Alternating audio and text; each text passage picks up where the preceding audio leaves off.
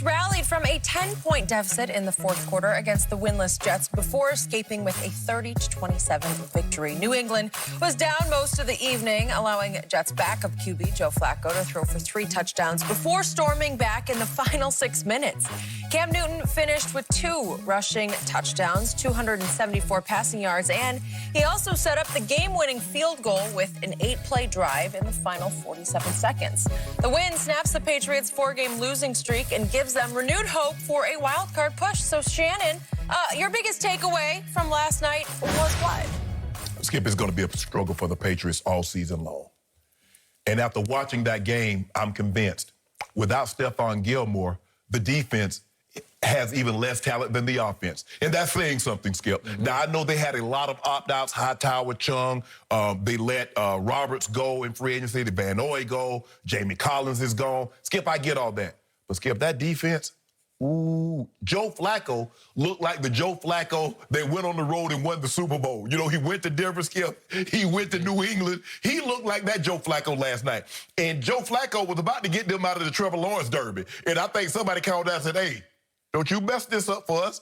And then all of a sudden, for some inexplicable reason, unexplained reason, Skip, Joe Flacco had been dealing all night. Yeah. And if you look at the interception that he threw, he had a guy in the flat and he had a guy coming across on the over, like wide open. Wide open. He made up his mind. They say, look here, throw the post. Well, what if he's not open? Throw the post. Skip, the guy's double covered. And he throws it. And then all of a sudden, and then, Skip, you stop Cam. Cam stumbles and falls. Yep. And then somehow you bring 12 men to block the field goal. How do you do that? Now, Skip, it wasn't like, because now you stopped him. You're back in charge, right? And you get 12 men on the field and give them the first down? It's not like now, Skip, because before you could try to sneak the special teams on there and try to catch them with 12 men on the field. You can't even do that on offense, Skip, because the umpire get right there and hold it. No, you substituted. We got to give them a fair chance to substitute. Okay, you see them bring, and you got 12 men on the field. I'm like, man, y'all Jets being the Jets. It's going to be a struggle. It's going to be a grind. Cam did what? There are times that I look at Cam and I say, man, that looks like the old Cam Newton. And then there are other times I say, man, that's like an old Cam Newton. Yeah, they're really devoid of talent. I don't know what Tom Brady would have ever been able to do in this situation. I don't either. I agree with that. I mean, Cam might have been the only guy, and some of those throws that he was able to make after escaping pressure, because the guy, they had him dead to right, and he ducked one guy, and he sidestepped another guy. How he got out of some of the things that he got out, Skip, is unbeknownst to me. But, Skip, the Patriots, man, wow, Skip, that was hard to watch last night. It was really hard to watch. But in the end, Cam made the plays that he needed to make. I don't know what the Jets, Skip, it's 8 seconds on the clock. They have a timeout, and you're playing off coverage. You let the guy run down and just fall down and Cam throw him the ball. Don't nobody want to press or anything. And maybe you make him, the time runs out. I just don't get the Jets, what they were doing. Kudos to Cam and the Patriots for winning that game. But the mere fact that you were down by 10 points to that team lets you know that the Patriots really not that talented. So it came to this for the once proud New England Patriots.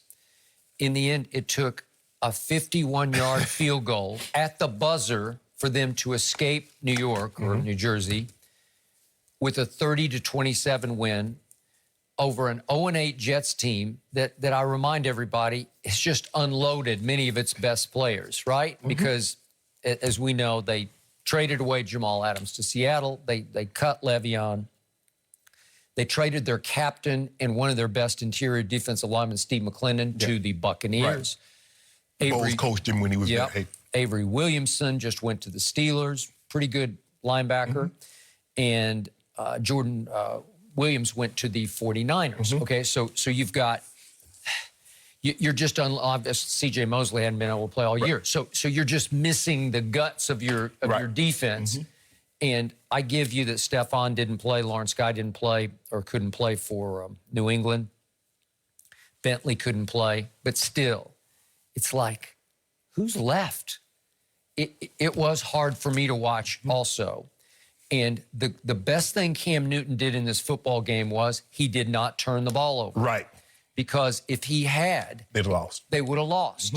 And in the second half, you will rarely see such ball control as New England exhibited for the third and fourth quarters, because look at this. In the second half, New England ran 47 plays to only 15 for Flacco's team. Right.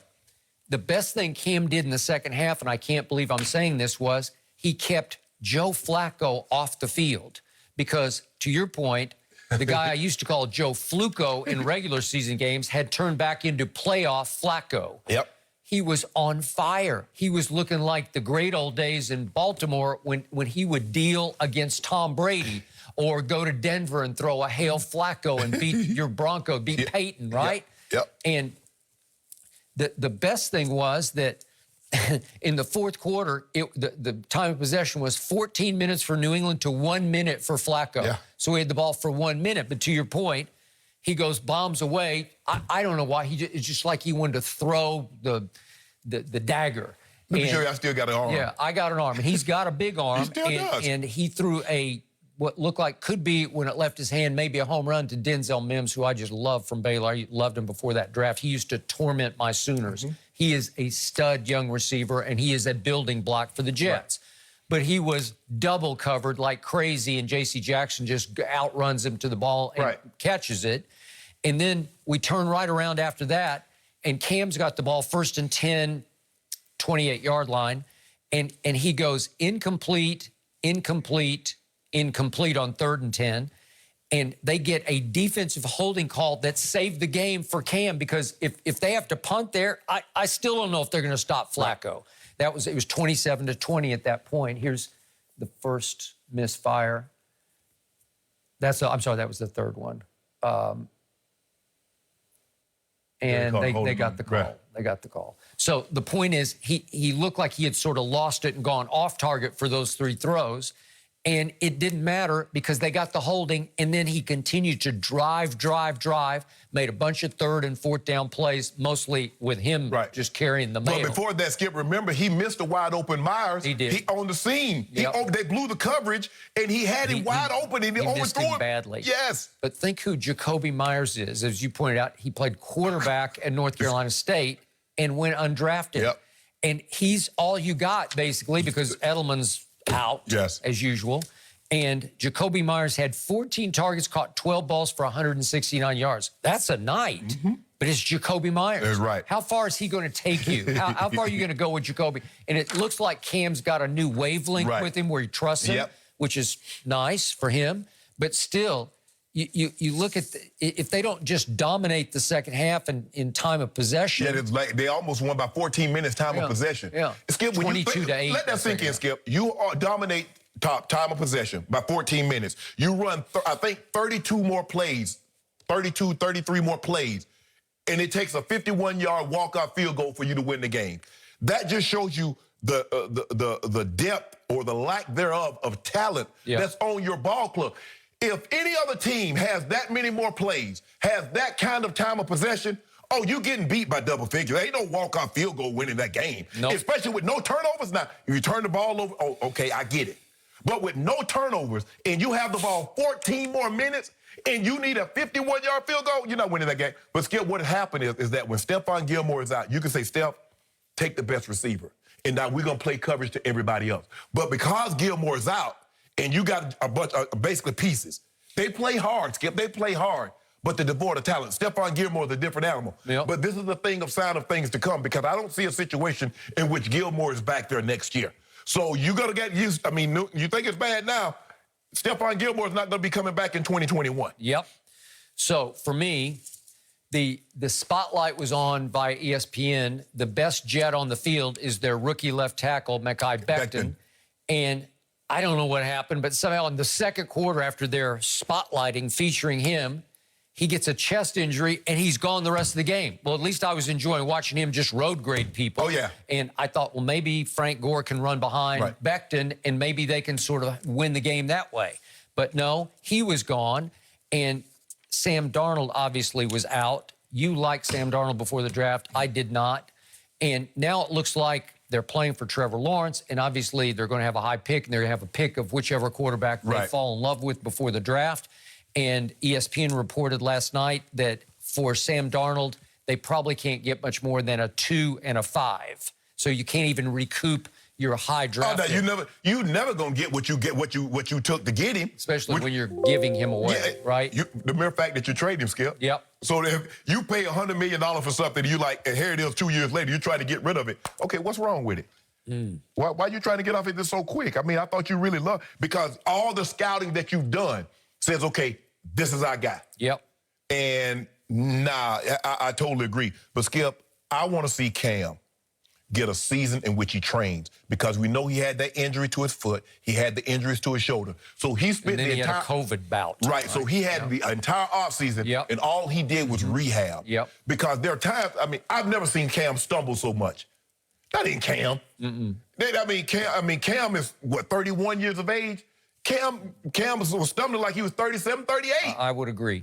So he needs to get his legs back under him, get trained up, and I want to see. Now, I don't know if that's going to be in New England, but I know Cam is better than in Spurs, because he showed in Spurs last night he still can play at a very high level. Yep. But I just need to see the consistency, and I think that will come with an offseason in which he trains and not rehab.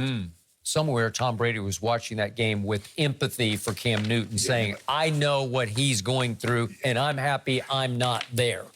And them tight ends. Do they got tight ends on the New England's roster? Yeah, Ryan Izzo. He was out there all night. That's all he was doing out there. Yep. He wasn't doing it. He wasn't contributing. What were the quotes from Tom a couple weeks ago? He wishes the Patriots well. Yeah. Guys, that's what he's thinking as he's watching on. No, he doesn't. All right, how about we talk about the Cowboys? Shannon has been